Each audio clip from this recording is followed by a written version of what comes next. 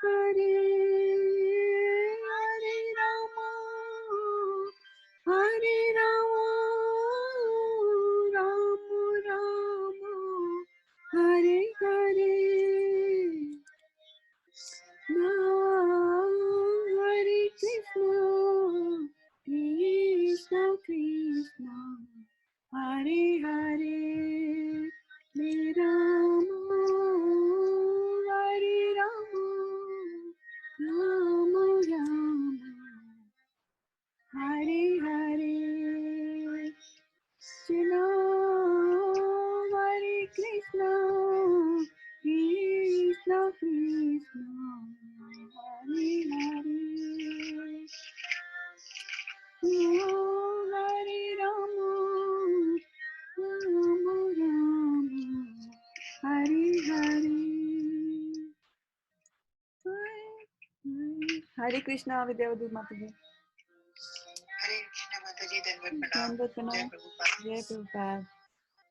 Krishna Krishna, Hare Hare, Hare Rama, Hare Rama, Rama Rama, Hare Hare. Krishna, Hare Krishna, Krishna Krishna, Hare Hare, Hare Rama, Hare Rama, Rama Rama, Hare Hare.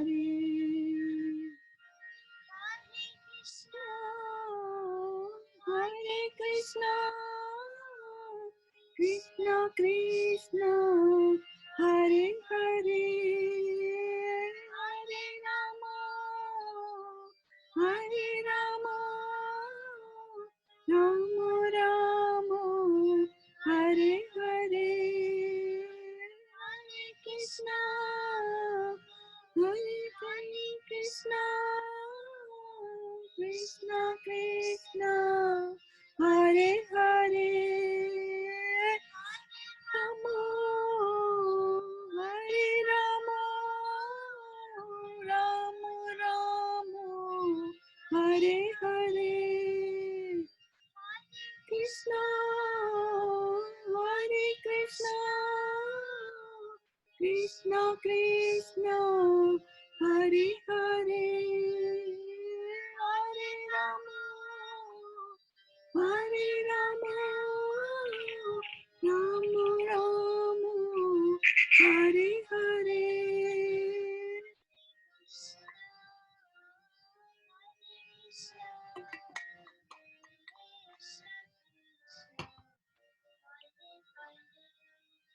Hare Rama, Hare Rama, Rama Rama, Hare Hare, Krishna, Hare Krishna, Krishna Krishna, Hare Hare, Hare Rama, Rama Rama, Rama, Hare Hare. Welcome to the call, dear devotees, Dheer Madhavi Mataji, Preeti Radhika Mataji, and Sutama Mataji, and Vidyavadu Mataji. And very happy to have you, Nikun Sundari Mataji, on the call. Such a pleasure to have you here, as well as Sashi Shekhar Prabhu joining us on Facebook. Thank you for joining the call, and I hope Sashi Shekhar Prabhu, you are feeling better today. So, without much, Hare Krishna, Dandat Pranam, Dheer Madhavi, Jai Prabhupada, and welcome. Hare Krishna, Sonal Mataji, Dandat Pranam. Hare Krishna Mataji, Dandat Pranam. Jai Hare Shri Krishna, Varshana Mataji joining us on Zoom. Dandat Pranam, Jai Prabhupada. And let's see who else is on Zoom. I was not looking at Zoom this time. Okay, it's Varshana Mataji there on Zoom. So we will just get started on that. So if you can all mute yourself while we're doing the prayer so that there are no background noises there. And all participants are muted and they can unmute themselves. The recording has started. I'm going to start the recording also over here, and we will just get going. momentarily.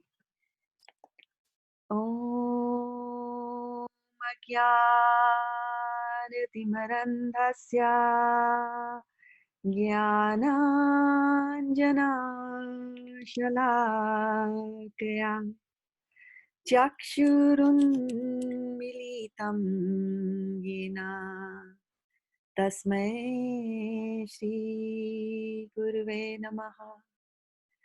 Shri Chaitanya Manobhishtam Sthapitam Yena Bhutale Swayam Rupa Kada Mahyam Dadati Swapadantikam Vandeham Shri Guru Shri Yuta Padkamalam Shri Gurun Vaishnavanscha Shri Rupam Sagrajatam Sahagada Raghunathanvitam Tam Sajivam Sadvaitam Savadutam Parijana Sahitam Krishna Chaitanya Devam Shri Radha Krishna Padan Sahagada Lalita Shri Vishakhanvitam Scha He Krishna Karuna Sindho Dinabandho Jagatpate Gopesha Gopika Kanta Radha Kanta Namastute तप्त कांचन गौरांगी राधे वृंदावनेश्वरी वृषभानुसुते देवी प्रणमामि हरिप्रिय वाञ्छ कल्पतरुभ्यश्च कृपा सिन्धुभ्य एव च पतितानां पावनेभ्यो वैष्णवेभ्यो नमो नमः गौर प्रेमानंदे हरि हरि बोल. So let's get started with the verse of Bhagavad Gita today. We are doing 6th chapter, and the verse that we are doing is verse number 40 today. So if you can mute yourself while we are reading, and if you are in a noisy background, and I'm going to unmute all your lines right now. All participants are unmuted. Okay, and welcome Ajna Mataji to the call as well. So let me. Hare Krishna Mataji, Dandavat Pranam. Hare Krishna, Dandavat Pranam. Okay, so I posted the link to the file, to the verse for today. If somebody can confirm that they can see that. They got it? Yes, Mataji. Okay, good, good. So without much ado, we'll all get going to 6.40. So chapter 6 talks about what? Dhyana yoga. Dhyana yoga, yes. So what do you do in Dhyana yoga? Meditation. The mind. You control the mind? Is that all you do? Hmm? Is that all you do? Control the mind? What more do you do? Mataji, it talks about the different yogas, Dhyana yoga, Sankhya yoga. No, Mataji, the question is that what do you do in Dhyana yoga? Mataji, We meditate upon. Yes, that's the question. You have to meditate on the lotus feet of Lord. So both Archana spoke from the audio conference and Varchana Mataji also said on Zoom. Right. Yeah, so yoga means to connect. So if you are controlling your mind or whatever you are doing with your mind, ultimately the mind has to connect with Krishna, right? So mind has to be focused on Krishna. That's what you try to do in Dhyan yoga. So what has Arjun been telling all these days?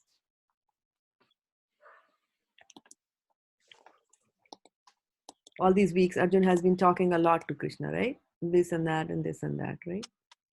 What's he trying to say? One? Chapter 6. Oh, chapter 6. Chapter 6, the Tuesday cycle. Yeah. Past few weeks, he's been saying something, right? And welcome, Charu Mataji, to the call. Happy to have you here. Hare Krishna. Thank you, Mataji. My pleasure. Okay. Yeah. So tell us what Arjun has been telling us, talking to Krishna. He's been saying something, right? 4 or 5 verses he said. What did he say? Yeah, he said he's bewildered and he feels that he's falling away from, he's like a riven cloud. Yeah. Is he saying that he's falling away, or is that a hypothetical question? Man who's A bewildered. man, right. So he's saying that a man who's trying to control his mind. First of all, he says, Chanchalam hi mana Krishna, right? First of all, he says it's very difficult to control the mind, right? And then Krishna says that you can do it through practice. And then he's saying, all right, and then, control, right? Through detachment and practice. So detachment means you have to detach yourself from the material world. And so now, obviously, the question comes that, you're asking me to detach myself from the material world, and I will do that. But what if I fail? It's a very valid question. Do you think he's asking? Because you're investing your time, your energy, etc. Is that a good question? Yes. Right? Yeah. So he's asking a valid question. So he said, what does it happen? And in that process, so Mataji, he said that, does he perish like a riven cloud? Right? So I'm a small cloud, and if I don't join the big cloud, then the winds will come and they will blow me away. So what do? I have to join the big lead, right, Prashana Mataji? That's what he said. Yes, Mataji. Yeah. Okay. So then Krishna is going to answer him now, right? So that's why today's verse will start with Sri Bhagavan Uvacha, right? So Bhagavan is returning his, answering his thing. Partha naiveha namutra vinashastasya vidyate nahi kalyana krit kaschid durgatim tata gacchati. Then synonyms are Sri Bhagavan Uvacha. The Supreme Personality of Godhead said, Partha, O son of Pritha, na eva, never is it so. Iha, in this material world. Na, never. Amutra, in the next life. Vinashaha, destruction. Tasya, his. Vidyate, exists. Na, never. He, certainly. Kalyanakrit, one who is engaged in auspicious activity. Kaschit, anyone. Durgatim, to degradation. Tat, my friend. Gachati, goes. Right? So, what is the Sanskrit for na? Never. Sanskrit for never. Na, right? So, how we can, right? He has repeated na many times, right? Partha, na, naiheva, right? So, na, never iheva. So, neveha, namutra, nahi kalyana, right? So he has used it 3 times, never. Na means never. And we also know that, right? We also know that from Hindi. For those of you who know the Hindi language, we know that na means no or never, right? So here, na means never. Is there any other word that also has a negative concoction like no? Or never, like that? Hmm? Is Hindi Mataji in Hindi? Oh, we speak Sanskrit on Tuesday at 6 p.m. Mataji, which verse are we on? I'm so sorry to ask. No Chapter problem. 6? We are on chapter 6, verse number 40, and you would have received a WhatsApp message also, Yeah, and yeah, I would highly encourage that you start definitely. WhatsApp because I'll be sending more messages there throughout the Okay, class. thank you. All right. Sorry. So Never, also ma, M-A, Never. ma also means no, right? It's a negative. Ma phaleshu kadachana karmarnevadhikaraste ma phaleshu kadachana, right? Ma, there is also got a negative concoction, right? And naha, N-A-H, has a totally different meaning. Naha means us in Sanskrit, right? So I just wanted to, since we are so much used to understanding na means no, never, so we might just jump to the conclusion that N-A-H, naha, also means something to do with negative thing, but it's not like that, okay? All right, so what do you say for destruction?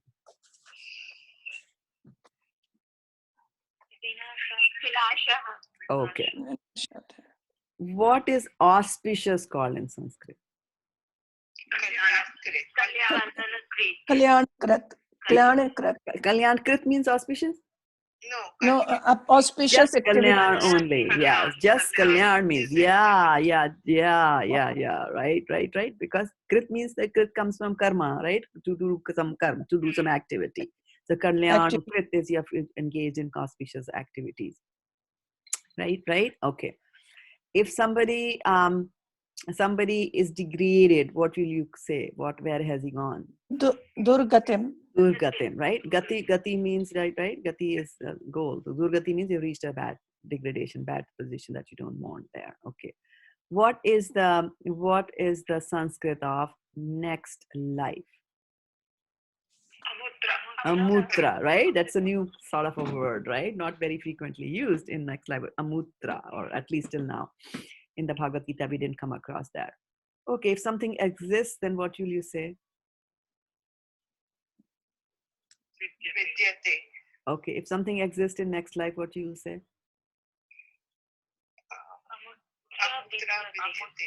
Amutra vidyate. Amutra vidyate, right? You can also say vidyate amutra. In Sanskrit, it doesn't matter in which order you put the words in a sentence, right? All right, and then if God says something, what do you say?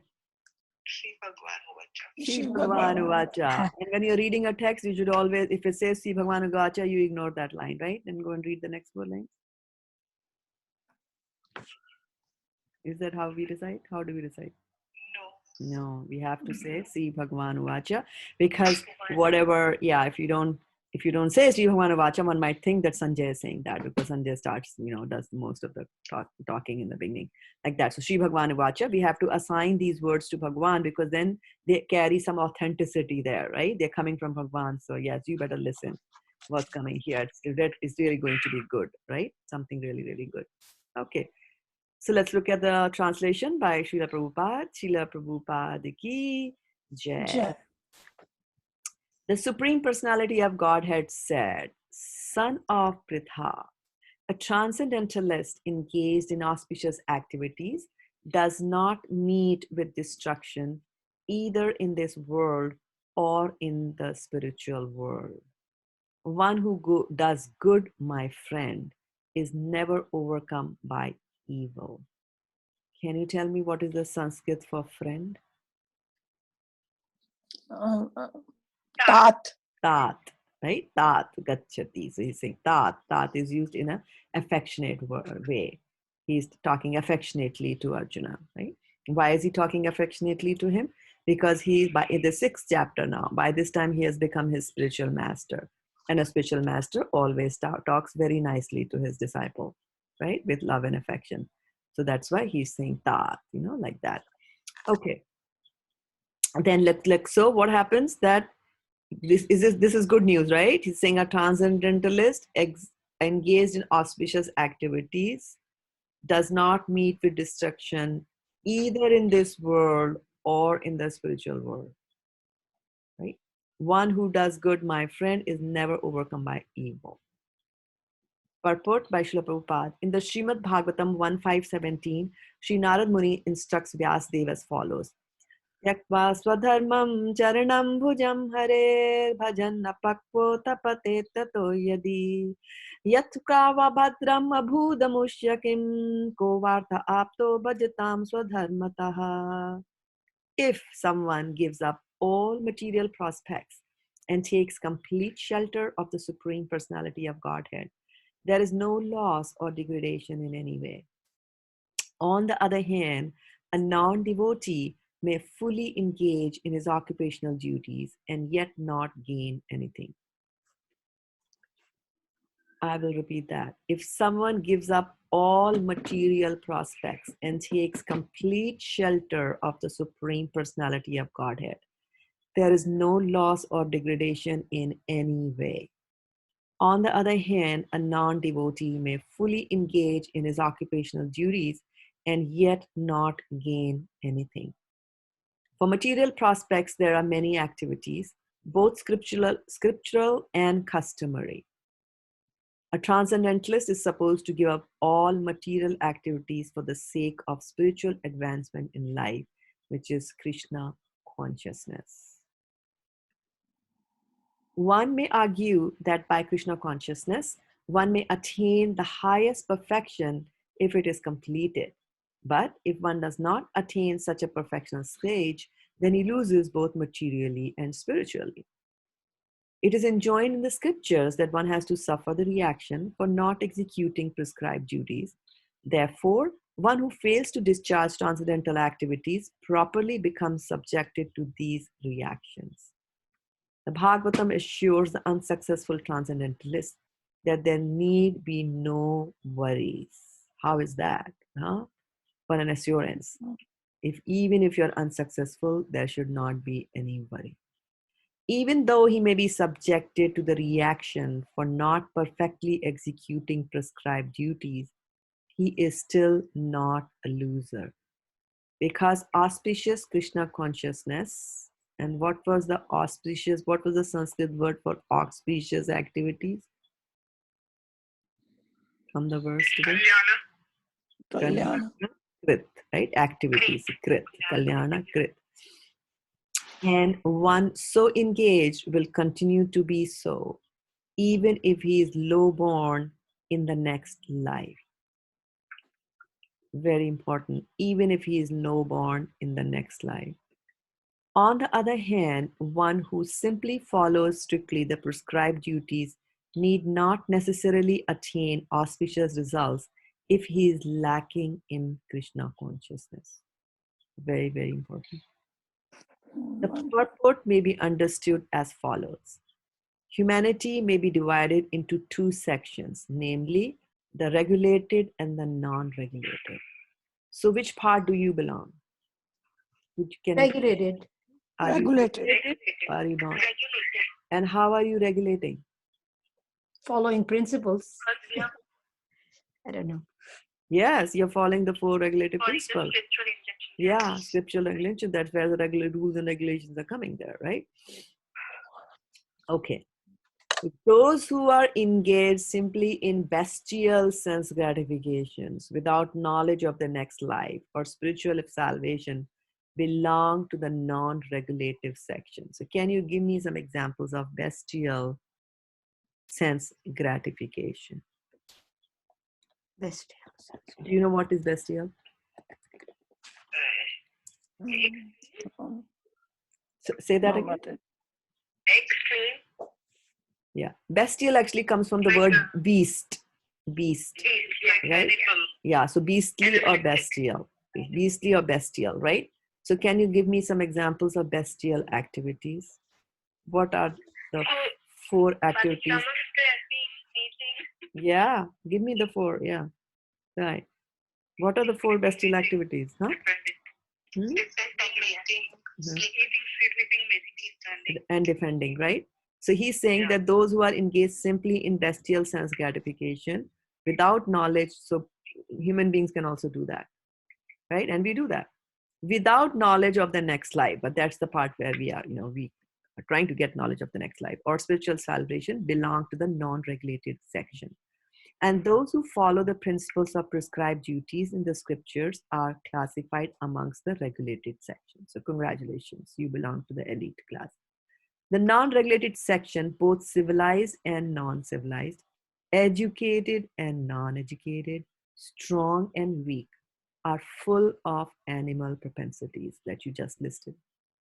Their activities are never auspicious because while enjoying the animal propensities of eating, sleeping, defending, and mating, they perpetually remain in material existence, which is always miserable.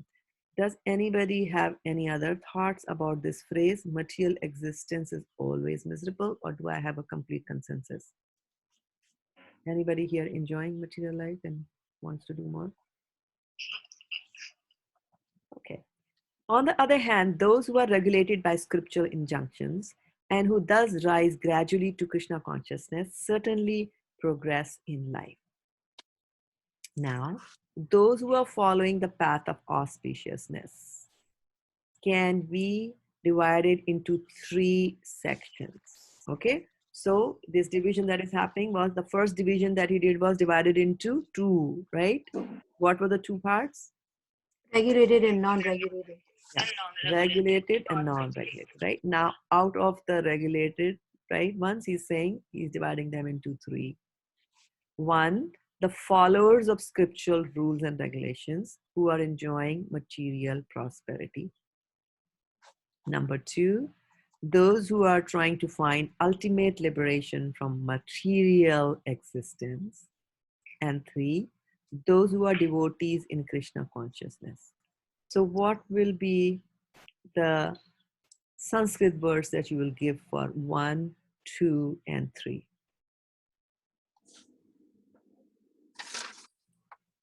The followers of, Kalyankar. the Oh, sorry. followers of scriptural rules and regulations who are enjoying material prosperity. So they are doing certain things which are written in the scriptures because they want to enjoy whatever those karmis, jnanis, and bhaktis. Very good, right? Bhaktas, right? So karmis are the ones who are enjoying material prosperities. The jnanis are better than that because they have realized that there is no material, there is no joy in material prosperity. Even if you prosper materially, still you have miseries in life.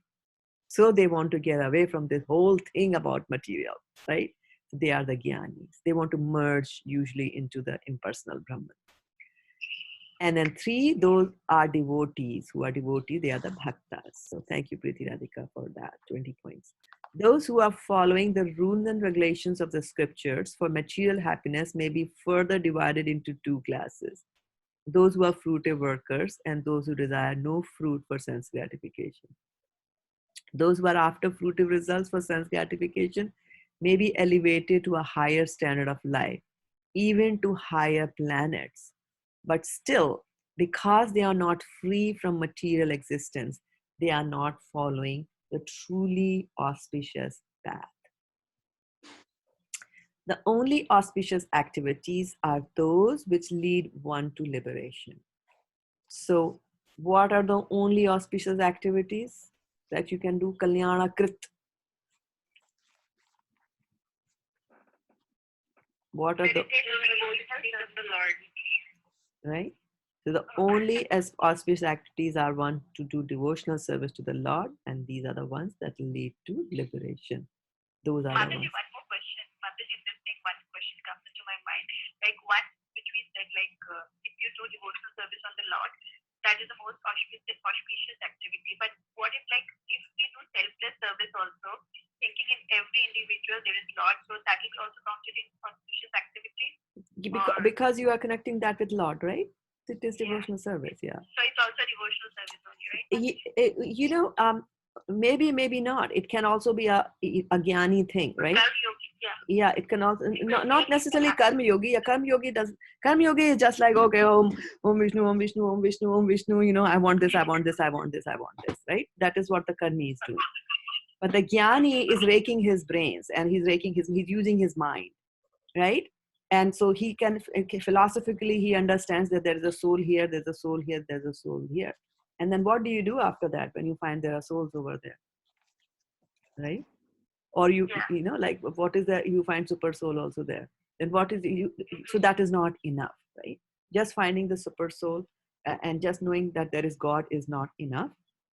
You have to also find, and bhakti is that you have to find the sambandha gyan. You have to find your relationship with Krishna. What is your relationship, right? So, Mataji, in this verse, the auspicious activities clearly define this devotional service and no this kind of activity. Yeah. So if you do selfless service in the form of like thinking like Super Soul is, residing in the heart of the other living entity, so we are performing, devotional service to that as well, that entity as well. So that will not be counted as devotional service. That will be counted. That will be. It depends on the intentions and your inner feelings, right? If your inner feeling is the bhav has to be there. So why do people in India fold their hands and say namaste when they meet somebody? What are they doing? They are born down to the Narayana or super soul in the heart of the person. Right. So you see, that's devotional service. Okay, Mataji. Thank you so much. Yeah, and it's an auspicious thing to do, which now the world is being forced to do thanks to coronavirus. Right? Yeah. I mean, some of the things that I see in our shastras are so, like so smart, I should say. For example, this one, right? That you always, when you meet each other, then you do a namaste, right? So number one, no pollution from a lady shaking a man's hands, right? All that can happen is completely eradicated because we don't even have that system of shaking hands, right? Like that. And then the second is, unless you are a very close friend, because Krishna shakes Brahma's hands, before the Shrishti happens. He's like, Bhadram Te, and he shakes his hands. So, but men are doing it, that's fine. So as a custom, it is not there to, like, people would, either offer obeisances or do namaste like that. So one is that kind of a mental pollution doesn't happen. And then the material pollution also doesn't happen. And that's the reason, because of COVID virus, people have now started doing namaskars, right? Because you can transfer material infections, right? Also, by touching somebody's hands, by touching somebody's body, you also exchange the consciousness. You give them your consciousness and you also take their consciousness. So touching somebody's body unnecessarily is not advised at all by the Shastras, right? Now again, take to eating the food, right? So when it comes to eating the food, now that we eat food with the hands, right? So Shastras, you never hear anybody eating food with a spoon, right? Now if you're eating food with your hands, then your tongue will never get burnt. Because, why? Because before you put it in your mouth, your hands have already touched it and felt it, right? And they know what temperature it is, so they will not put it into the mouth if they think that it is a very hot thing, right? On the other hand, if you're eating with a spoon, you just put the spoon in the soup and you put it in your mouth and then you spit it out because it was too hot, like that. So Shastras are amazing. I mean, how nicely they have been written, how nicely they take care and of each small details in life. They take care of that. Very true, Mataji. Very true. So Mataji, just one thing is, like Archana Mataji told, like the selfless activity. So in this current situation, if we help someone, if we offer food or if we offer some money to get the food, so it will be it won't be count like as a devotional service, means because the super soul is living in that body, so we are feeding the super soul also, or we are helping that person. So how will it will be count? It again, like I said, it depends on your intentions and your bhava. And see, just giving food to somebody, just giving money for food to somebody is no guarantee that that person is going to get good food, right? Because you give food and that person buys chicken and makes a chicken soup and gives it to that person. So you did more damage with your money than you thought, right? So but if we offer food, Mataji, if we buy, what if Mataji we offered prasadam to that person? Yeah, but this is yeah. So that's what I'm trying to tell her. Tell Sutapa Mataji that just giving money and outsourcing and putting that responsibility on somebody else is not a guarantee that that person is going to get good food. Number one, good food. Forget about prasadam. Just proper food. You might get food in the mode of ignorance. That's why in December there is such a big drive in all the offices on kitchen, soup kitchen, give money for soup kitchen. Now we should not blindly part with our Lakshmi that we have, right? We should just look into it like, where is the Lakshmi going? Ask them what are the soups that you are making. What are you putting in the soup, right? Because then if you are giving your money, then you also are actually a part. You will get the sin from having encouraged that activity. Forget about auspiciousness. You get inauspiciousness by doing things like that. So you have to be very careful, right? So make prasadam. So give money to a temple that is distributing prasadam during these corona days, right? Or you make prasadam and you can send them by post, like that. So, yeah. So giving prasadam is okay, like giving prasadam, distributing prasadam is a transcendental activity. Yeah, we are doing here some we devotee. We are doing cooking for Kalyana shelter every Wednesday. There you go. Yeah. The Kalyana Krit. That is why you give them books. It's safe. They're not vegetarian, non-vegetarian. You give them Bhagavad Gita, you give them Bhagavatam. It is transcendental gift that you give, like that. So no question of was it prasad, was it cooked properly, what was the consciousness of the person who cooked it, did they become stale, is it this, does it agree with their dietary needs and things like that. You give food for the soul, Sutapa. That's a better thing. So there is a good cause and then there is a great cause. You see? Yeah. So distributing transcendental literature is a greater cause. So our aim should be to get that distributed, right? That's what Prabhupada did, right? Why did he sit down at that old age and start writing books? He didn't need the money. He was already a sannyasi, right? So that's why I did that. Okay, let me finish the last 5 sentences, and then I'll open up for discussions. Activity in Krishna consciousness is the only auspicious activity, and anyone who voluntarily accepts all bodily discomforts for the sake of making progress on the path of Krishna consciousness can be called a perfect transcendentalist under severe austerity. So if our Dheer Madhavi Mataji is cooking in this heat for like 100 people standing in front of a big stove, and that is austerity, right, for the sake of Krishna. And because the eightfold yoga system is directed towards the ultimate realization of Krishna consciousness, right? So in this chapter, without quote unquote talking about the eightfold steps, Ashtanga yoga, yam niyam, Krishna has not laid it out. He'll talk in the 8th chapter about that. But this is Ashtanga yoga. And so he's saying that ultimate aim of Ashtanga yoga, right? People might start doing Dhyan yoga for trying to get some mystic powers, right? And you will get them, and you can get lost in this material world again. After getting these mystic powers, now you can go from one city to another city. You can run a show and say, hey, from the air, I can make gold. And then, people will run after you, people will give you money. And then, that money can corrupt your brain, or you have too much of money and somebody will come and murder you for that money, right? And then what? You will be born again at the end of the life by pursuing that, because mystic powers are also material powers. There's nothing transcendental in the mystic powers. For example, Prabhupada says that, through mystic powers, you can walk on the water. He says, what will you get by walking on the water? I can walk on the water. I can just get inside a boat and I can walk on the water, right? Again, like, through mystic yoga, you can expand yourself into 9 forms. Okay.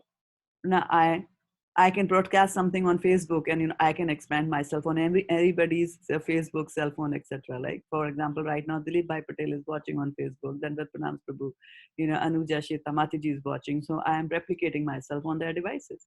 What's the big deal? Trying to do it yourself.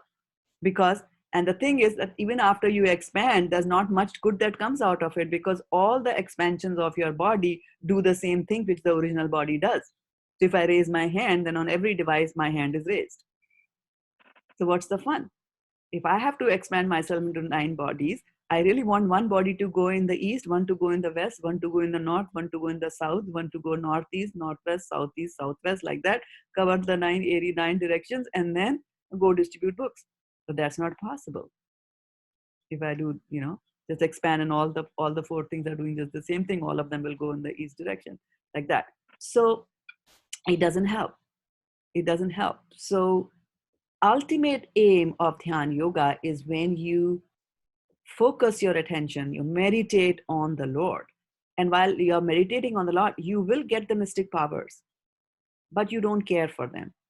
Or you will use those mystic powers in the service of the Lord. For example, Narad Muni has got mystic powers. That's why he's able to go from one planet to another planet very, very fast, right? Now he's here, now he's there, now he's there. This planet, that planet. Durvasa Muni, when the Sudarshan Chakra was following him, he went to Brahma's planet. From there, he went to Shivaloka, Shivaji's planet. And then finally, he went to Vishnu. So he's able to do all those things. So mystic yoga is powers are there, but ultimate is that your mind. So that's why Prabhupada here is saying that because the eightfold yoga system is directed towards the ultimate realization of Krishna consciousness, such practice is also auspicious. So he's saying, well, because he's looking at the aim, he's looking at the future, right? And that's why sometimes you will find that there are many kinds of people that you find. The one kind of people are, and they are the worst.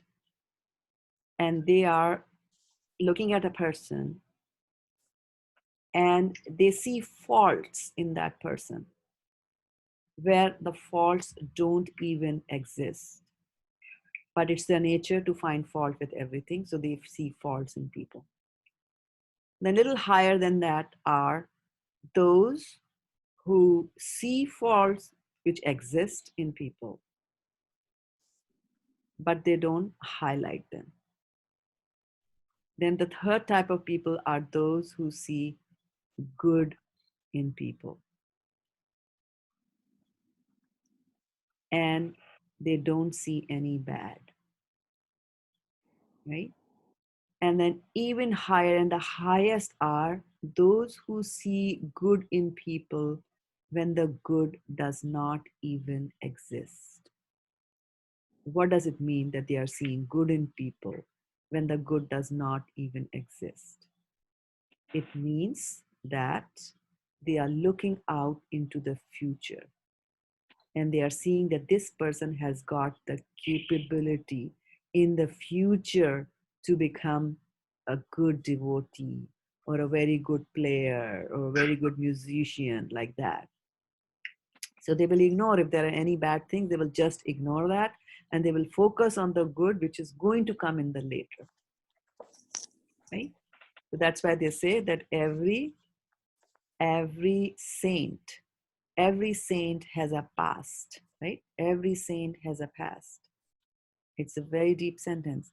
Every saint has a past, and every sinner has a future, right? So what that means is that if somebody has sinned, right, in the future he can become a saint. And in the future, when he becomes the saint and you start looking at his past, you will say, oh, he's a sinner, right? But good Mahatmas don't do that. Mahatmas won't go and rake somebody's past life and say, oh, you did this and you did that, like that. No. They don't even look at the current situation. They are actually looking at the future and they're saying, oh, this Jagai Madai, they will become future saints, like that. Let me give them mercy, like that. Right? So one who is trying to do his best in this matter need not fear any degradation. So that's what the fear is. Arjuna has got that fear, right? Like that. Okay. So there were some questions and comments and thoughts coming. So I'm done with the purport and we can discuss. Mataji, can I ask you this? You just mentioned 4 items. I really like it. And the last one is the best, that they see the future in, I mean, bad doesn't exist, but they can see better tomorrow for the person. What was the first? I see that they see only fault. The second one, you said that they do not see fault, but they see good in the person. And what was the third one, Mataji? So first one sees bad when the bad does not exist. The second sees bad when it exists, but they won't speak. They won't go and tell everybody. Okay, I see. Right? And then the third one see the good, and they see the bad also. Right? Mm-hmm. And the fourth one is they see the good that does not even exist. It's a really good one. Right? This is really a good, Yeah. inspiring stuff to keep in mind Yes, all the absolutely. time. Absolutely. And this is what Prabhupada was based his everything on, that, because Prabhupada saw good in the hippies. Uh-huh. I mean, hippies were like animals, isn't it? Yeah. We just talked about what 4 things the animals do. Hippies were doing all of that. Mm-hmm. No regulative principles at all, zero. Mm. And see what he converted them into, because he saw the good in the future. That Prabhupada is a Mahatma, we know that, right?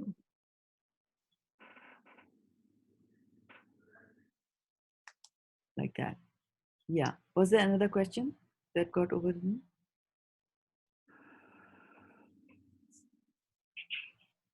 Okay. So,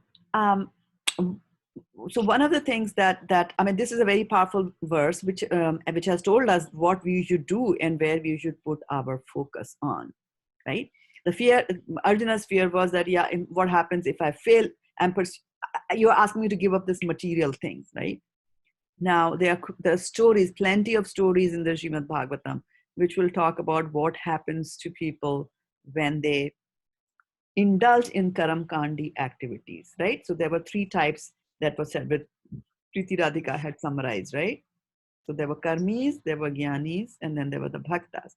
The karmis are the ones who try to do some karam kandi activities, which will get some results, right?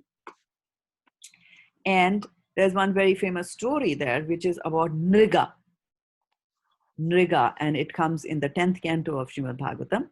And so Nriga was actually a king, and he was doing massive sacrifice, big yajna he did. And so many people came from all parts of the world. And he was giving away, like, tens of thousands of cows he gave away as charity to the brahmanas, right? So after a yajna is not complete till you do charity. You give charity to the brahmanas. So he was doing that. So now you see, a yajna is not complete till you do charity to the brahmanas, is again telling you about how karamkandi activities are. There is a concept of completion, right? If it is half done, it is incomplete, whatever you do, right? For example, if you go and invite a friend to your home, okay, and you tell them, please come and have dinner, and please bring your family also. So the husband and wife and their 2 kids arrive at your home. And what we have done, we have just chopped the vegetables, we have not cooked them. And then we tell the friend that, I've just chopped the vegetables, I have not cooked it. The friend goes away and we are happy. We said, fine, I was not able to cook dinner for him, but at least I have done 50%. He should be happy. Is your friend going to be happy? No. Maybe. No, right? So this is what happens in the material world. That if you don't put 100% of your effort into something, you get nothing. Nada, zero, shunya, nil, like that. Right? So in the Nriga story also, what happened is that he was giving cows to brahmanas. And then what happened is that one of the cows, and there were tens of thousands of cows. So you can imagine how much cows were there moving around the arena, sacrificial arena. So he goes and he keeps on giving. So he's busy. More brahmanas are coming. He's giving. And then one brahmana is taking all his cows away. So 10,000 cows he's taking away. And then one of the cows from that herd, she kind of strayed from that herd like a ribbon cloud, did not join the big herd again. And she came back to the king's premises where the king was distributing cows and joined that group of cows which were not yet distributed. So then the king did not know that. So king took that cow and gave it to some other brahmana. Now, after some time, the first brahmana realized that one of my cows is missing.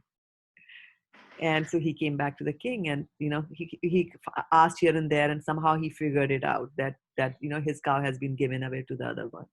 So he came to the king and said, give me my cow. So he said, I gave you 10,000 cows, but you gave my cow to that person. He said, oh, I'm so sorry. I did not know that. So then they dug a little bit and came to know that the cow had strayed and come back here. So the king was innocent. He did that. But according to the Karmakandi activities, that's it, done, finished. So the first brahmana cursed him and said that you're going to become a lizard. Can you imagine? You're doing such a highly, so-called or maybe thought of as a very auspicious activity. You're conducting a yajna, lot of ghee is being putting, and people are doing om, om, om like that, right?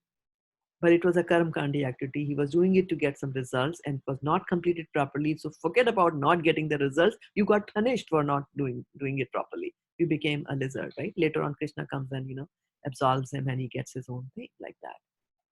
So we have to keep this in mind that in the material world, it is like that.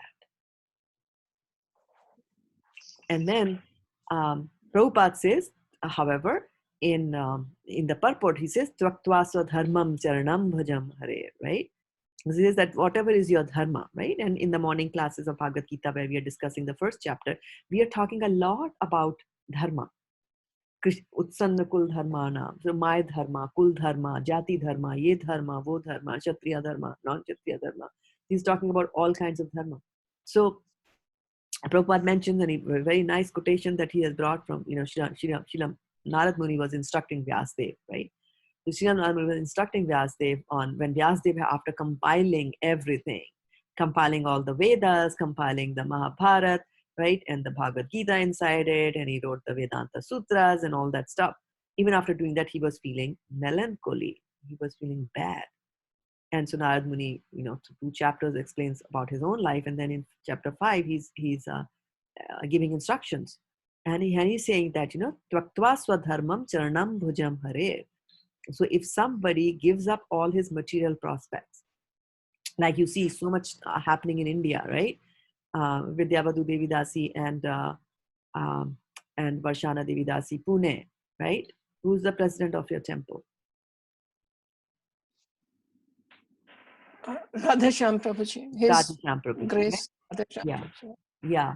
So Radheshyam Prabhu is graduated from where? Which university? IIT Kanpur. He's a IIT Kanpur. So can you imagine how much of material prospects he had after graduating from IIT Kanpur? What did he do? Takes complete He left shelter of the everything. Supreme Personality of Godhead. And here this verse is saying that there is no loss or degradation in any way like that. So even if somebody gives up all the material prospects, and we always have this fear that, if I take to devotional service, what's going to happen to my money? What's going to happen if I get laid off? What's going to happen if I don't get my promotion? Things like that. But we forget that Krishna is the husband of the goddess of fortune. Right? What's the name for that? What's Krishna's name that tells us that he's the husband of the goddess of fortune? Lakshmi Pati is one. Yes. Lakshmi Narayan is a combo. Another verse that comes from Bhagavad Gita a lot. Arjuna addresses him in the first chapter a lot by that name. Dhananjaya. Madhava. Mother. Dear Madhavi, I was expecting an answer from you. Okay, yeah. So we run after Lakshmi, but Prabhupada says in his purports that Lakshmi is actually Lakshmi is the husband of Vishnu. So Lakshmi, where do you see Lakshmi? She's always pressing the feet of Lakshmi. Wherever Vishnu is, Lakshmi is there, right? And we say that Lakshmi is Chanchal, right? Lakshmi is Chanchal, she never stays here and there, here and there, here and there. But that is the material Lakshmi, right? Who will go from this place to that place. But the spiritual, the transcendental Lakshmi, right? The one who's the wife of Vishnu. She's always pressing his feet. She's always with Vishnu. So if you go to Vishnu and if you're worshipping the Vishnu, she will by default come because she never leaves her husband. She's the transcendental Lakshmi. That transcendental Lakshmi is not Chanchal, who goes from here to there. So even if you don't want the material prospects, you will get them as default. You will get them. Krishna will arrange them. Like in the classic case of Dhruv Maharaj, right? Dhruv Maharaj went to get a kingdom better than his great-grandfather, which was Brahma, right? The Brahma is the lord of the creator of this entire universe, so to speak, the engineer. And he wanted a kingdom better than his. And for 6 months, he went through extreme austerities.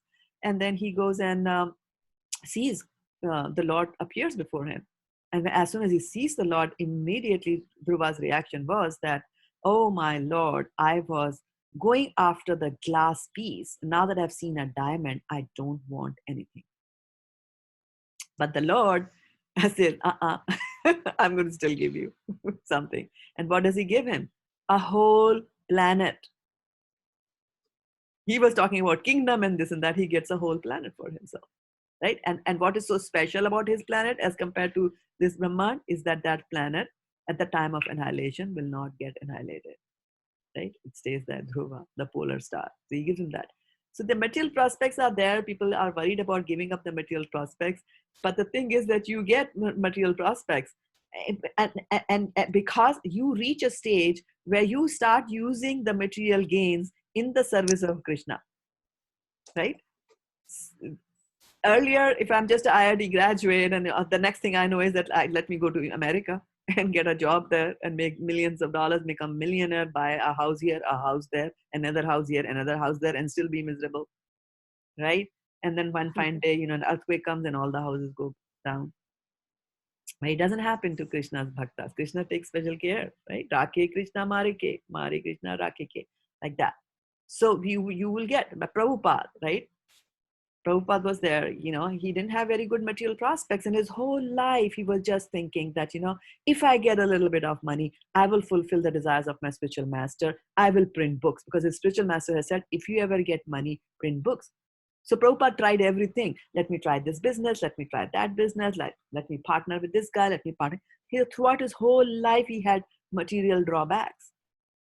And then when he surrendered to the wishes of his spiritual master and came to USA, then you see, he founded ISKCON, and ISKCON is not lacking in any resources,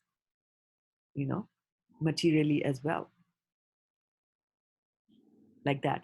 So, So he, Mataji, how family people can renounce like us, we have a family and all that. So, yeah, good question. how? Yeah, good question. Your decisions in life will be based on, should I take a higher job, which is more paying, but which will not give me any time to do my chanting in the morning or even in the evening, but it'll make me money, right? Then that is a decision that you will make. So depending on where you are, if you are a brahmachari and you decide to take sannyas and you throw away your degree and say, I'm dedicating my life, that's fine. A brahmachari can do that. But when you are in the grahastha ashram, your duties are different, but still your duties are still connected with Krishna. We can't absolve ourselves of the responsibility that we have to do devotional service to Krishna. Actually, now it's even more that now you have to take care of 2 kids or 3 kids or 4 kids, as many that you have, and you have to bring them up in Krishna consciousness, and which is a difficult thing. People from outside might listen to you, but your own kids might not listen to your Krishna consciousness stories. Right? So it's not an easy task. It's actually a little bit more difficult to do it that way. Right? So the life of a grahastha is to dedicate and then set aside some percentage of his savings should go into Krishna consciousness activities. Of course, so then that is where the definition comes, right? How many saris do I need? Do I need, if I have got like 25 saris, is that good enough? Or do I have to then give away these saris in goodwill somewhere and then go buy the latest model, the latest design? You know how these designs come with every season? Do I have to do that? So a devotee will always make those kinds of adjustments and those kind of decisions in his life so that he can stay in his Krishna conscious activity. Remember, I was talking the other day that you have to center your life. This is the center of your life. And when you are centered here, there will be instances in your life where you'll be going away from your center, right? You have to do something, which is material, like that, right? Some work comes up in the office. You're supposed to organize a party in the office. Now you have to go and buy this, buy that. It's completely material thing. You have to do it. It's your duty. You're doing it. But then as soon as possible, you should come back to the center once, as soon as you can. This is your place of shelter. This is where you come to rest. Just as the birds go all over the place during the day, but in the end, they come back to the nest. So every day, you should always be, start your day in the nest, right, of Krishna consciousness. And whatever material duties you have to do them. But again, keep on coming back to the nest, keep on coming back to the nest. And in those situations, if a decision is coming before you which says that, you know what, if you take this decision and you fly up so high that you'll never be able to come back to the nest, then you will not fly so high. That is what a grahastha will do. They will cut short their things. I mean, there's no limit to how much grahasthas can spend money, right, on all kinds of material activities. There's competition between grahasthas. Oh, my neighbor bought that Lexus, so I also need a Lexus, right? Like that. So it's just unending and it just goes on. So, but here he's saying, but what Vyasdev Prabhu is saying, that Vyasdev is saying that Tvakta swadharmam charanam bhujam harer. So he's saying that if somebody has done that extreme, right? Extreme of, like Gautam Buddha left his wife and family. Chaitanya Mahaprabhu left his wife and family. Was he not a grahastha? He was a grahastha, right? Now, if he had been a grahastha, then we would not have been here discussing this topic today, right? So sometimes people will make those things. They will leave their swadharma, but after leaving your swadharma, what are you doing? For example, if the husband's swadharma is to provide money to the family, earn money for the family. Now, the husband is saying, oh, I have given up my swadharma. Now, what do? Yeah, I earn my money, but I spend it all in booze and in gambling. He's also given up his swadharma. He's also not doing his duty. But that's not the proper way to give up. Here, what he's saying is, Tyaktva sadharmam charanam bhujam hare. So after giving up your duty, what you're doing instead of that is that you are charanambuja, right? Ambuja, the lotus feet of the Lord, right? So you are doing the devotional service to his lotus feet of the Lord. Then bhajan apakwo. Apakwa means not ripe, not ripened, not complete, not reached the highest, right? So if he has not reached the highest level in his bhajan, atha pate tato yadi. And because of that, if he falls down from his devotional service, it can happen, right? I give up everything. I go and I say, Krishna is mine and only Krishna. And then what happens is that I fall down. Okay? So he says that, if somebody does that, then there is no abhadram for him. There is no degradation for him in any way. So, yatra ka avadram abhud amushyakin. He says there is no degradation for him, right? But then he's saying, on the other hand, a non-devotee, right? On the non-devotee who is engaged in doing his duty, he's earning money for his family. So he's doing his swadharma. He's a husband, he's to earn money for his family, he's doing it. But he doesn't think of Krishna like that, right? He does not gain anything. There are chances that he might actually lose something, because in the process of trying to make money for the family, you might end up earning the money in the wrong way, like that.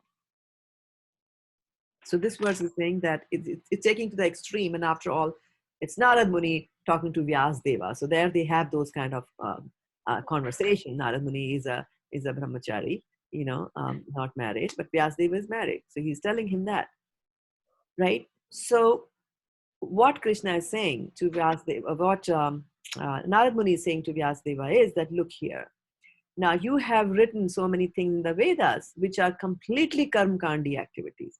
You have told them that, look here, this is the material world, and if you have got some desires, these are the processes to fulfill your desires, material desires, right? And if there are certain things that are bothering you, then these are the ways that you can push them away, or dilute them and things like that. Do this yagya, do that yagya, do this yagya, do that yagya. So I can just do that and do that and do that, like that, right? But that is not enough. You have to focus on the lotus feet of the Lord. There's a very interesting story in the Bhagavatam. And it is about same Narad Muni. Narad Muni goes here, there, everywhere, right? So this time he's there interfering. Material people think of as interference, and transcendental people will just be thinking, when will Narad come to my home, like that. So Daksha, so Daksha is a Prajapati. Prajapati means that his job is to increase the population, right? That is his job, because it's in the he's created in the beginning of the creation of this universe, and we want many souls to come and take birth here. So he's expert at that, and so he will produce children. So there were many other Prajapatis also, and their job was to create children. And the children are not necessarily human being children. There could be snakes, there could be lizard. All the species of life have to be born somehow or the other, right? So he had some 10,000 sons. He produced 10,000 sons, and then he told the sons that go and now increase the population. So in those days, increasing the population didn't mean that, I jump and get married and then, immediately I start having 10,000 kids. It was not like that. People will go and they would do tapasya. They would do tapasya to come into the right consciousness, and then they would produce kids, like that. So these sons were, headed, and they were doing some tapasya to become good grihasthas. And so Narad Muni comes there and he says, hey, what are you doing? Like, we are doing this and, trying to be good grihasthas. So then Narad says that, what? Don't do that. Grihast life is very, very complicated. it's better to just take sannyas. I mean, you're doing so many austerities and you'll go through grahastha and ultimately you'll take sannyas. So better you take sannyas now only. So all the 10,000 boys were very intelligent. And Narad speaks to them in a very complicated language. He uses allegories and things like that. And there's a whole chapter dedicated in the 6th canto towards that. And so he says that, okay, they understand that and they get it. So they all become sannyasis. And now when Daksha hears this, Daksha gets very annoyed at this. He says, what? You messed up with my plans. So then Daksha produces another 1,000. And he says, okay, now you go and produce some progeny. So of course, those 1,000 also go to the same place to go and do the austerities. And of course, Narad Muni goes there to them again. So then he says, okay, he says, do you know where your brothers went? Elder brothers went, those 10,000. So he says, yeah, they became Panyasi. Then he says, what is a younger brother called? Anuj. Why is he called Anuj? Because he follows the elder brother. So he follows the elder brother. So you should follow your elder brothers. So they also become sannyasis. So now Daksha is very angry. And he comes and talks to Narad. And he says that, you don't get it. You're messing up with my plans. Yes, I understand. People have to, get over the material, and you should not have material inclinations and things like that. But you know what? I wanted my sons to go to Grihastha life. And the reason I wanted them to go into Grihastha life was because I want them to go through the pains of Grihastha life. And once they get the pains of Grihastha life, then they will never get into Grihastha life. And then they will become sannyasis, and then they'll think of God, and then they will go to Godhead. And in the meantime, because they're in the Grihastha life, I'll get some progeny out of them, which is my goal. Like that, right? So that is how he explains it in the Bhagavatam to Narad Muni. Right? But our Bhakti Siddhanta Saraswati Thakur, who is there, right, in a lineage, son of Bhaktivinoda Thakur and the spiritual master of Srila Prabhupada. So Srila Prabhupada says that Bhakti Siddhanta Saraswati Thakur does not agree. He says, I don't agree with what Daksha is explaining to Narad Muni here, and there's a very valid reason there. Now, when women give birth and they go through so much of pain, right? What are they saying on that table where they're giving birth? I will never have a second child ever. This is so painful. And guess what? Right? They do have other children. So this is the nature of the soul that we forget. We forget. And this is actually, the forgetfulness is coming from the mind. And this is one of the nature of mind, that it is stubborn. Right? Remember, we were talking about natures of the mind, and we came up with the word storm a few weeks ago. So stubbornness is one of the natures of qualities of the mind. And what it does is that it is very stubborn and will not acknowledge that material energy is actually, really has me cornered, right? And it'll still try to get pleasure. And in the process of trying to get the pleasure, it'll get extreme amount of misery, but still will not give up the pursuit of pleasure, will not accept that. You remember the story I told you about the man one Saturday, about the man who was running, and he gets stung by the bees, right? He's hanging from a tree, he gets stung by the bees, and the bees are biting him, the honeybees are biting him on his face, and every now and then a few drops of nectar from the beehive fall on his tongue. And he says, this is the best honey that I have ever tasted in my life. So this is how the material happiness is. So wherever it is possible, if somebody is doing that extreme step, Tattvasa dharmam charanam bhujam hare, then do it. Right? If you can, then you can. Well, then it'll take you. If you want to drive on a freeway, drive on a freeway. If you don't want to drive on a freeway, then you will take the slower path, and that slower job will take you through few cycles. You'll be on the back roads. You'll be driving here and there. You'll get red lights. And red light means stoppages in your devotional service. But what to do? You have to wait till the light goes green, and then you'll continue again. You might have lost your enthusiasm. So it's a dangerous road like that, right? But people do that. People go there. People do that, right? So Yeah. So Bhagavatam tells us that. Mhm. And again, going after material projects and trying to accomplish material projects. Number one, if they're not completely done, then you miss out on them. They won't say, like, you can't go to your job, you won't get your bonus or a promotion or anything if you go and tell your boss that, I did only 50% of the project, so I should get 50% of the bonus. No, you do full job and then they will give you the bonus, like that. So material world is like that. The second thing is that at death you have to leave everything materially. Everything material that you have to leave it all. You have to leave it all. There's no way that you can take even a smaller thing, that you want to take with you. Everything material has to be given up here. What goes with you is your subtle body and the life air. That's all that goes with you.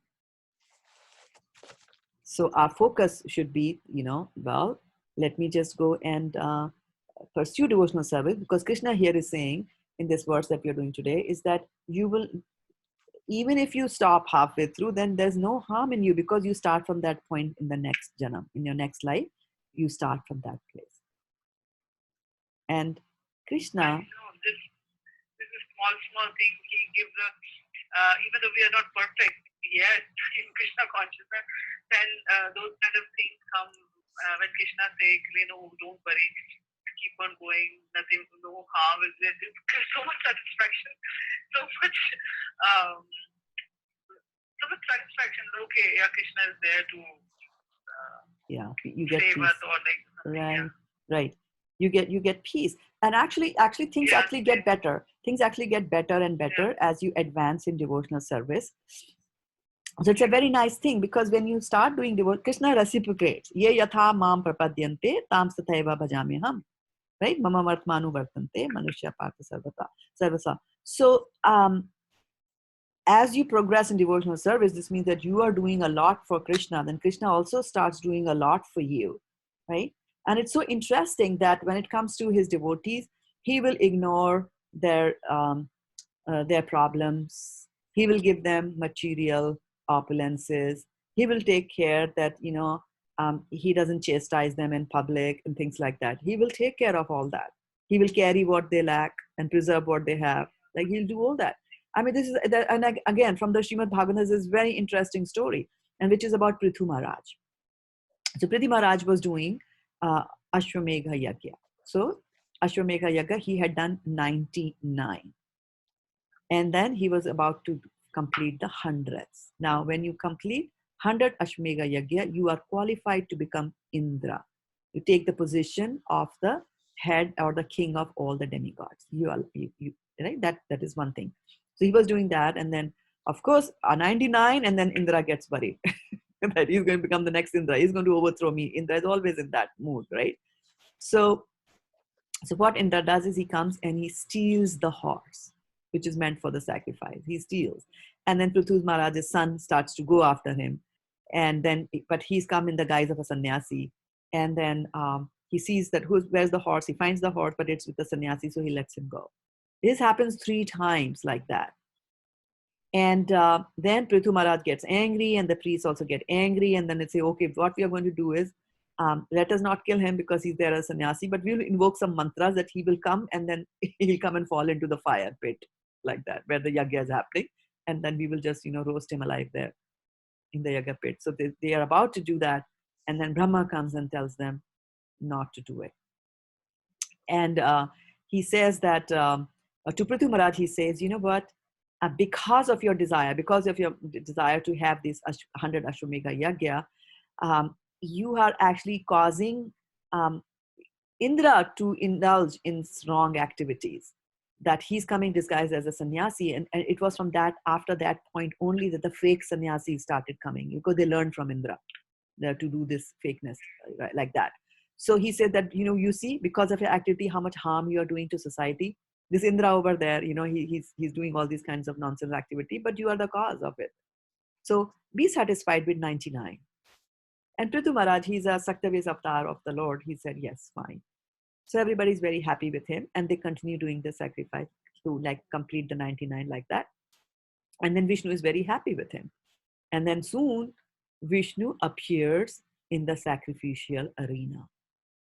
So you can imagine, Vishnu is now there in sacrificial arena. And guess what? Who is with Vishnu? Indra. Now you'll be like, look at that. I mean, he created all that mess over here, right? He came as a disguised sannyasi, which is the cause now of upsampradayas and things like that. And now and Vishnu is bringing him like that. But Vishnu brings him, and then Vishnu says that Indra has apologized, and he says to Prithu and the team that um, please forgive him. So Krishna, because Indra is a devotee of the Lord, we shouldn't forget that. That despite whatever he does, and Indra is a typical example of bhajan apakwa patet, right? Falling down, falling down, falling down, falling down because of some anarthas that are still inside you, right? But Lord takes care. And Srimad Bhagavatam, one of the topics on Srimad Bhagavatam is that the Lord takes care of you. He will take care of you. You have to do the devotional service. And that Shraddha has to be there, that faith has to be there. And so in the beginning, we don't surrender to Krishna, right? But when you go to surrender, right? When you go and finally do the complete surrender, then you do the 6 limbs of surrender, right? You do good things which are favorable to Krishna, you do. Things which are unfavorable to Krishna, you don't do them, right? You think of Krishna as your protector. You think of Krishna as your maintainer, and so on and so forth, right? And then Rakshashiti iti vishwaso, that you have a very strong faith that Krishna will protect me. So Shraddha, when it is at its extreme, Shraddha at its 100%, is actually love of Godhead. Prema, which is Prema Pumartha Mahan, that is the goal of our life.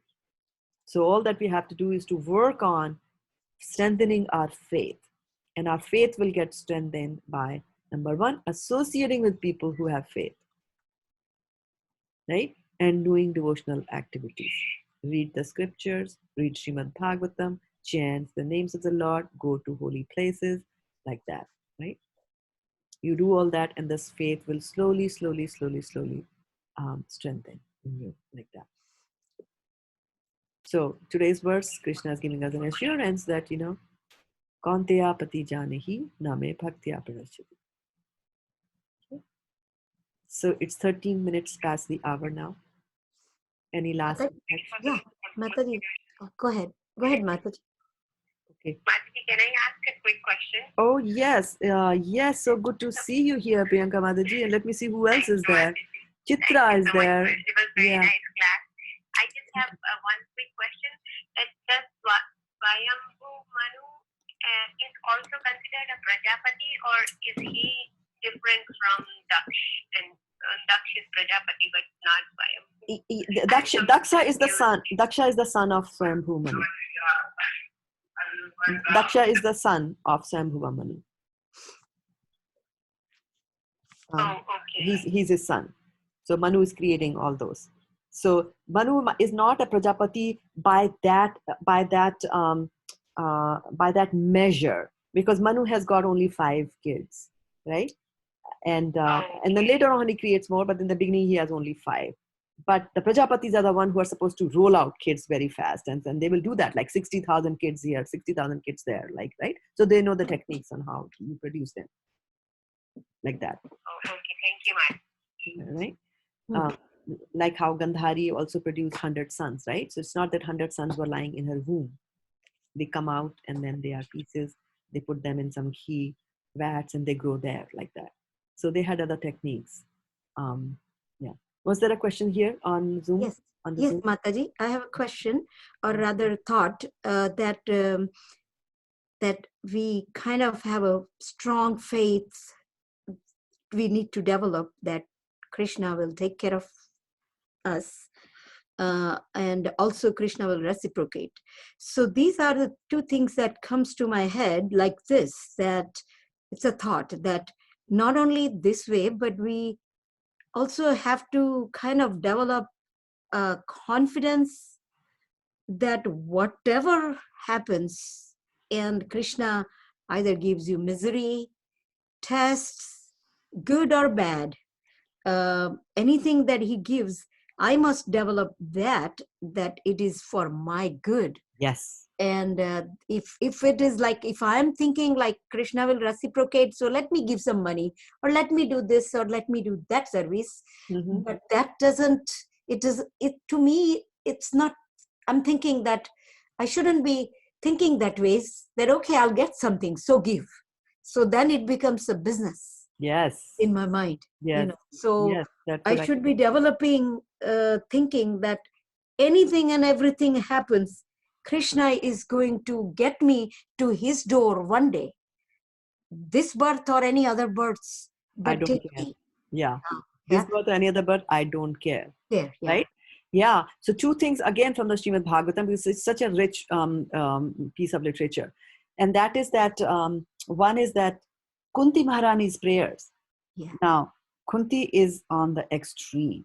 She is a very exalted devotee of the Lord. I mean, you have to be exalted devotee of the Lord to participate in these pastimes, right? Of Mhm. Krishna. So and then she says, Vipvida sadhu tat satvat tatra tatra jagat guru bhavato darshanam yat syad apunar bhava darshanam. So she says that Vipvida. So she's recalling of her times when they were out in the forest, right, vanaprastha and things like that. That they always used to have miserable situations. Vipdas used to come to them, and every time Krishna came and rescued. For example, when Durvasa Muni came with 60,000 people, and Draupadi had already given food to everybody, she herself had eaten, and she had washed that Akshay Patra and kept it aside. And now Durvasa Muni comes and says, "I want food." Like that, right? And then Krishna comes and he says, okay, bring me the Akshapat. Is there something there? And there's a small little grain of rice which is there. So Krishna just takes that grain of rice and then puts it in his mouth. And because Krishna is now satisfied, everybody is satisfied. So Durvasa Muni and his 60,000 disciples all started feeling a very heavy stomach. And now they start getting bothered. They're saying like, oh, now if we go to Yudhishthir and say we can't eat, Yudhishthir will feel very bad about it, because we were the ones who went and said, give us food. And now we are saying we don't want food after his wife would have prepared everything. So let us just run away. So they run away from there. So Kunti Maharani is recalling all those places, all those situations, all those times when Krishna has come and helped them.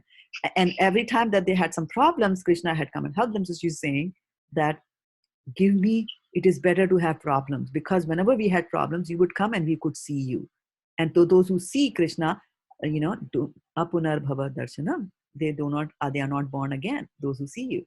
So it's better that I see you more and more. But that's a very high level thing, right? We have to have that stamina and the stature that Kunti Maharani has to be able to, um, suggest to Krishna that give me, So most of the devotees will say that, okay, whatever our prayers are, that, whatever you're giving to me, Krishna, just give me the strength to bear it.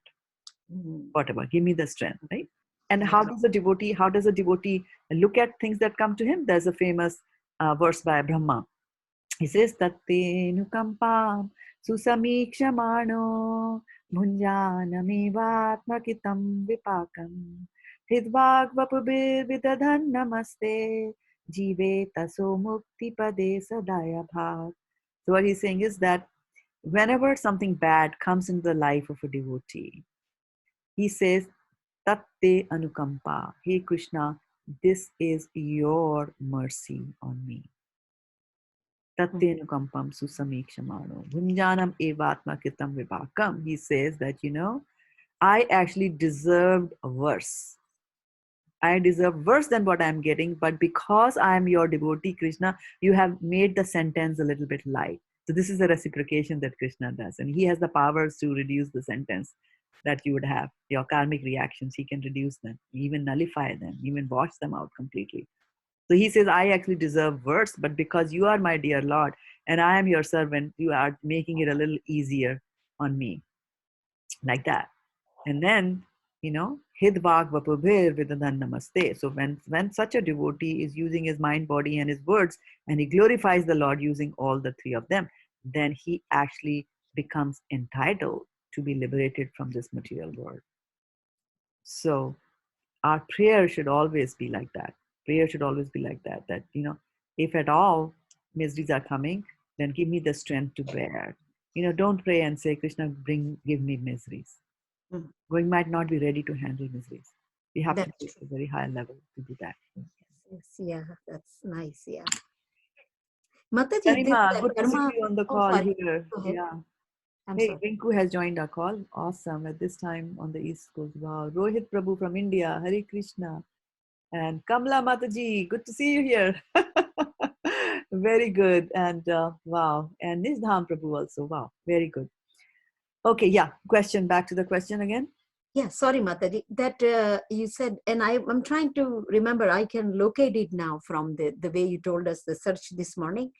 The karma for That's nullifying the reaction and nullifying the karma, and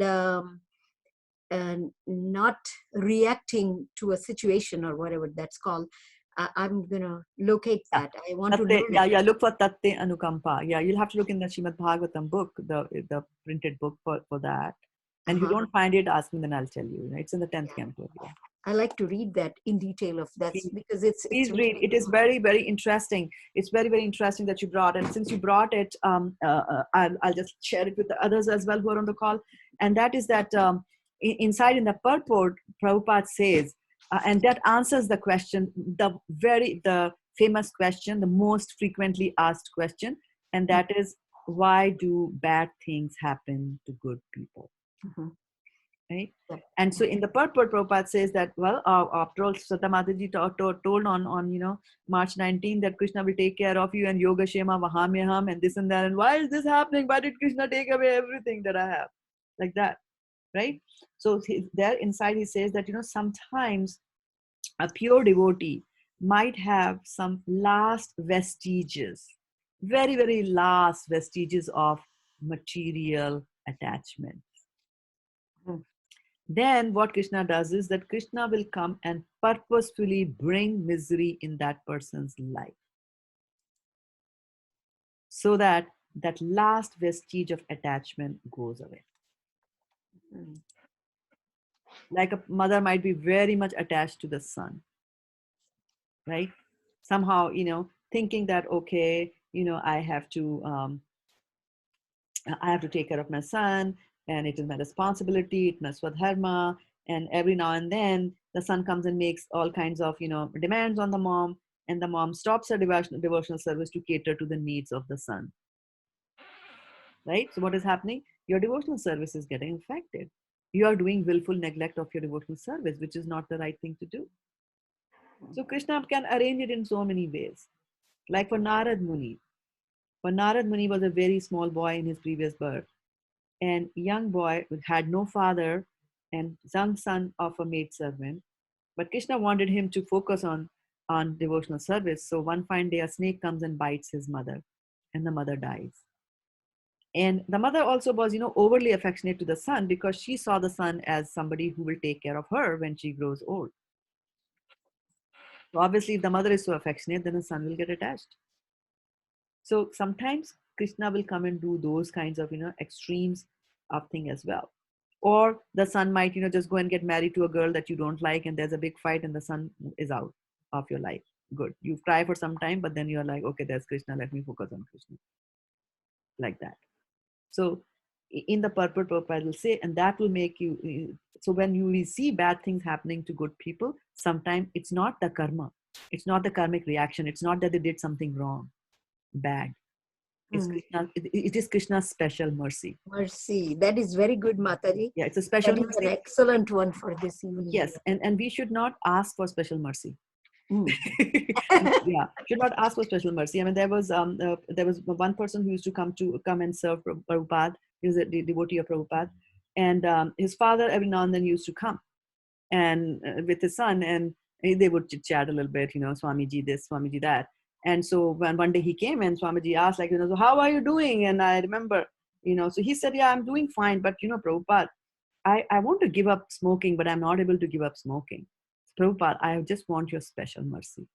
Can you ask Krishna to give me his special mercy so that I get over this habit of smoking? Then Prabhupada, warned him about asking for special mercy. He said, if you ask for Krishna's special mercy, he will give it to you in such a way Like next day you're coughing and you go to the doctor and he says you have lung cancer. Okay, get away from the cigarettes. That's it. So go and don't rush. Don't rush in devotional service. Put your What is feet. Durrash, Mata? Durrash, what is that? Don't rush into devotional Oh, service don't like that. rush. Oh, Right? okay, okay, sorry. Don't rush. Like Uh-huh. that. Like, oh, this is my anartha. Oh, Krishna, come kill this and kill that and kill this and give me your special mercy. Uh-huh. Krishna's special mercy can be very strong a dose for us. There are so many, when I typed Anukampa, it's so many of those coming, even when Chaitanya Charitnam, Yeah, Bhagavad, so if you look at Srimad Bhagavatam, Bhagavatam. Okay, yeah, Mataji. yeah. Thank And you. you can also type Tatte, Anukampa. That way it'll Yeah. narrow it down. 6.1.9, it's saying. Yeah, Hare, we referred in 6.1.9. Hare Krishna, Mataji. Hare Krishna, Varshana Mataji. Mataji, a person who is indulged in bestial sense gratification without knowledge, and sometimes some people do not get a chance to get the knowledge of Krishna consciousness or uh, any religious path where he can go improve his living standard. So such people, what is the condition of such people? You say they will never be able to. It may not be his fault because he never got the chance to know the right path. So Well, what is the condition of that person? well, the first sentence you have to remove and say it is not his or her fault. Okay. It is very much their his and her fault. Why? Because it is their desire. It is their desire. They wanted to live that beastly life. It was their desire, and Krishna as the super soul is granting them. And why does he grant them? Because if your desires are not fulfilled, you will be very miserable. So first, all your desires have to be fulfilled. And then only will you start thinking about Krishna. So he'll fulfill. Now also, don't get alarmed that what's going to happen after that person dies, right? And they were already living like a beast. In the next life, are they also going to become a beast? So these karmic reactions are very, very complicated. I cannot tell you what kind of a body that person is going to have in the next life, or nobody can. Because there's a huge backlog of karma that we have. Huge. Right? And we have to, from that huge backlog of karma, a certain portion is taken out, which is our prarabdha karma. Because of that, we get a certain body like that. But don't discount. Look at the hippies of America, right? Anybody looking at them would have said that, for millions of births, they will just live like an animal, right? They won't even get a human life. So don't discount the mercy of a devotee, of a pure devotee. But otherwise, Krishna says that, those who are naradhamas, I cast them into lower planets, I perpetually cast them. Again and again, sending them there into the lower consciousness, lower planets. And what does it mean in the lower planets? Where their consciousness is at a lower level, where they are not thinking about Krishna, but they are just thinking about self-enjoyment, and they will enjoy till they are full. And then they will turn to Krishna, which is the slow path, right? And the dangerous path, because you can do wrong things also, right? But if there's a mercy of a devotee that comes, that's why, and that is why, all these karam kandi activities, people try to go to the higher planetary system. And Vaishnav Prabhu, he uses a very nice term. He says, like, I can go from US, if I fly a lot, then I get frequent flyer miles, right? So I can use my frequent flyer miles to go from San Francisco to Delhi for free, because I've got my frequent flyer miles, right? So now, but my miles get exhausted, isn't it? If I have 75,000 miles, then the airlines will come and tell me that, so for this trip, you have to give up 30,000 of your frequent flyer miles. So now I'm left with 45,000 miles only, right? So similarly, through all these karma kandi activities that we do, we get raised to the upper planetary system, the heavenly planetary systems and all that stuff. And every time that you enjoy there, a little bit of your frequent flyer miles are, getting exhausted. And then chine punne marta lokam vishanti. You come back to this marta lok again, where there's, an opportunity for you by getting the mercy of a pure devotee to engage in Krishna consciousness. And if not, then you will continue to do what you were doing. You will continue to do more yagyas and again go back to the heavenly planet and again come back. So punar charvata charvananam, you will eat what you have already eaten. You will eat it again and again, just changing a place where you are eating. Today in Earth, tomorrow in Venus, tomorrow in Jupiter, like that. But you will constantly be in this cycle, right? Brahmande Brahmite, Kon Bhagyavan Jeev, Guru Krishna Pasade Pai, Bhakti Lata Beej. So, you are loitering in this. Loitering is the word that is used. I mean, loitering means what? Standing there for no purpose. That's loitering. So you're loitering on Aravasis Brahman, and then for the mercy of, Guru Krishna Prasade Pai Bhakti Lalapi. To the mercy of Krishna, you find a Guru, and to the mercy of the Guru, then the Bhakti, you get the seed of devotional service. Like that. So if you're worried about somebody who's not in that environment, then rather than trying to get them material gifts, you should try to make sure that somehow they get to eat prasadam. Right? Try to find out what do they like. Maybe they like a cake. Okay, then make a cake, right? And offer it to Krishna and give them the cake and don't tell them anything. Just let the prasadam do the job, which we are not able to do. Like that. Yes. That's it. Thank you, Mataji. You're welcome. Thank you. Yeah, there's no way out here other than doing devotional service. Frequent fire miles are only going to last so much and not anymore. And this Kali Yuga is an easy one, because just by doing devotional service, and not just by doing devotional service, but just by doing one leg of the devotional service, which is chanting Hare Nama, Hare Nama, Hare Nameva Kevalam, Kalau Nastyeva, Nastyeva, Nastyeva Gatiranyatha, that you will be able to go back to Godhead. Right? And this is the best thing about Kali Yuga. Parishad Maharaj, in the Bhagavatam we say that Kale dosh nidheradan, right? And there is only one good thing, and that is by Kirtaniya Hari, you will go back to God. So with that said, it is 7:33. I have another meeting that I need to go to. I'm already 3 minutes late for that. So sorry about ditching you all so suddenly. But I wish this could go on. So thank you so much for those of you who are watching us on Facebook, who are watching us on Zoom. Thank you. Welcome, Garima Mataji, as well as all of you who are listening to us on our audio conference call. Vanchakalpatarupyascha Vipasindhubhya Patita Nam Pavanebhyo Vaishnavebhyo Namo Namaha Gaur Premanande Hari Hari. Hari Hare Krishna. Thank you. Thank you, Preeti. Thank you, Mataji. Thank you. Hare Krishna. Thank you, Mataji. Hare Krishna. Welcome. Welcome. And Hare Krishna to everybody watching us on Facebook. Now I have to switch off the conference. I have two conferences I need to remember to switch them off. So Zoom conference also going. And we will have our class on Bhagavad Gita tomorrow at 6:30 a.m. Pacific Standard Time. Hare Krishna. Till Hare then. Krishna. Hare Krishna.